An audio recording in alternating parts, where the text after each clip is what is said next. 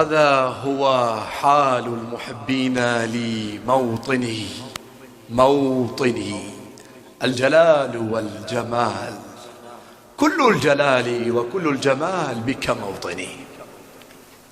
لن يقتل صبح طفولتنا ليل الأشرار، سنكحل جفن أمومتنا وسنحمي الدار.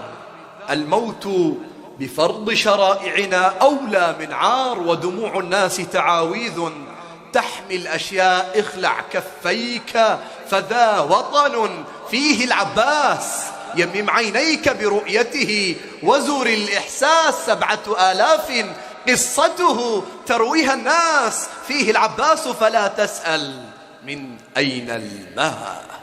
يا فخر علي وهواه محراب النور بمثواه، مذ صرت قديما مأواه صرنا بسلام. تعبر لله ضحايانا وهناك علي يلقانا، يا شعب الصبر منايانا بعين إمام.